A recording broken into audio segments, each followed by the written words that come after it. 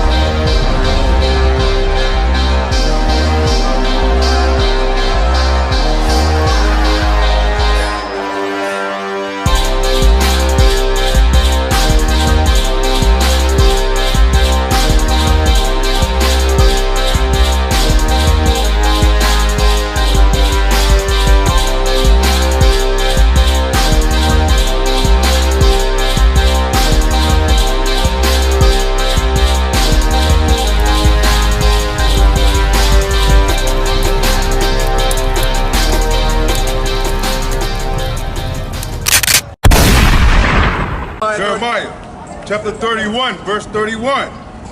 Behold, the days come, saith the Lord. Right, the days come, saith the Lord, right? What does the Lord say?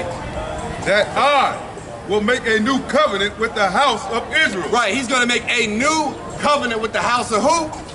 With the house of Israel. With the house of Israel. So what is a covenant? A covenant is an agreement or a contract, right? You know, like when you go to buy a car, you got to sign all these papers and everything, right? It's an agreement, right? So he's making this new contract or agreement with who? I will make a new covenant with the house of Israel. Right, with the house of Israel. Now what makes up a house? Right? The people that are in the house. Now in that house, this said the house of Israel. So who makes up this house of Israel? But when you read in the Bible, in the Old Testament, you'll learn that there's different tribes in the Bible. And those different tribes consist of the tribe of Issachar, the tribe of Judah, the tribe of Ephraim, so on. All those tribes make up the tribe of Israel. And those tribes consist of what we call today the Hispanics, the blacks, and the Native Americans. That is the house of Israel. Read that again. That top part? Jeremiah chapter 31, verse 31. Behold, the days come, saith the Lord, right, that I will make a new covenant with the house of Israel. Right, so this new covenant is going to be with the house of Israel. That's already planting the seed for you, so you understand who was talking about. Read on. He's talking about the blacks, the Hispanics, and the Native Americans. The Israelites. Why? Because we were in bondage. We were in slavery from the Egyptians, right? We were servitude in that nation, right? So the Most High God got us out of that nation. Right.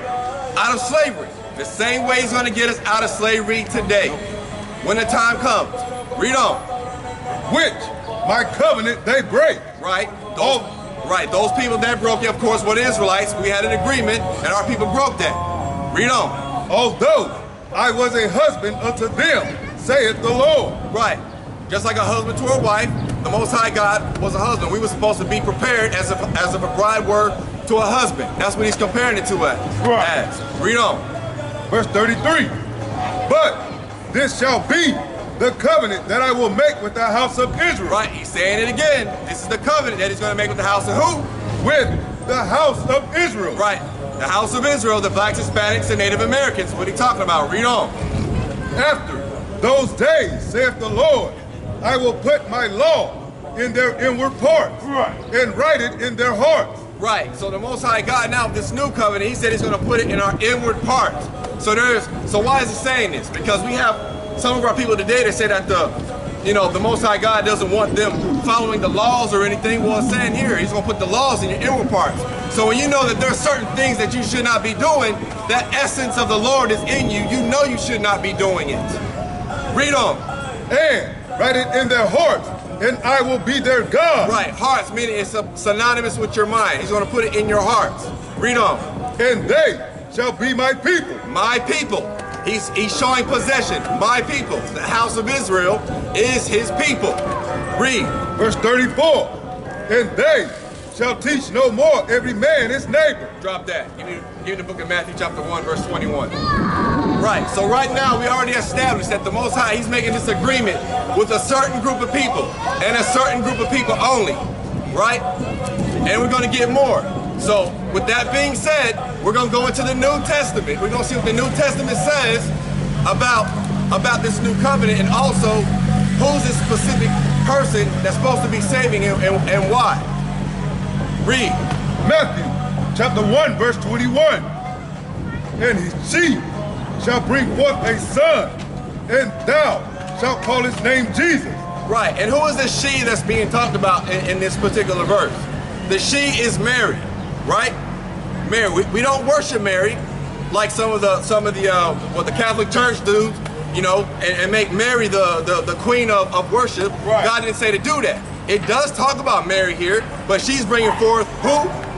And she shall bring forth a son, and thou shalt call his name Jesus. Right. She shall bring forth a son and shall call his name Jesus. And what we ignorantly call Christ today, we call him Jesus, but we know that in the Hebrew, he has an actual proper name. His name is YAHANNA. And what is he going to do? For he shall save his people from their sins. He's going to save his people from what? From their sins. From their sins. That's right. So if anybody went to English class, I know everybody understands, you know, pronouns, possessiveness, you know, if not, you can always go back to English class. His is showing a possession. Come on. His is showing possession, right? Meaning his people. So he's going to save his people from what? From their sins. From their sins. From their sins. Now we have to ask ourselves, what nation of people are the ones that are doing the sinning, right? The nation of Israel. They don't keep, we've been chastised by the Christian church to say that you don't have to keep any of the laws. You can do whatever you want, but following the Christian church, that has made our people continuously die, right? You can eat what you want. You can live how you want to live, and there's no consequences. But according to the Most High God, that is not correct. He considers those sins. And now what is sin? We're going to go ahead and come. Let me get the book of 1 John chapter 3 verse 4. Let me get the book of 1 John chapter 3 verse 4. So with that being said, with Matthew, as we understand that Mary is going to bring forth the son, and that son is Christ, right? Yahweh in the Hebrew, we're going to understand now what sin is. If we don't understand what sin is according to the Bible, how do we know what's wrong or what sin is? Or what you should change, right? That's right. Only way we're going to know what we should change is once we find out what it is and what we're doing wrong. That's so let's find out what it is, what sin is according to the Bible. That's right. Read. Let me ask you a question first. If going to the strip club and taking off all your clothes and stripping for money isn't wrong, and the world says that it's nothing wrong with that. But when we read the Bible, God said that is a sin. That's right.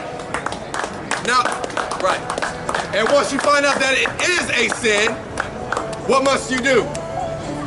Change. Stop doing it. Do what the Most High God says. Read that, brother, when you got it. 1 John chapter 3 verse 4. Whosoever committeth sin transgresseth also the law. Right, so it says, whosoever committeth sin transgresseth also the law.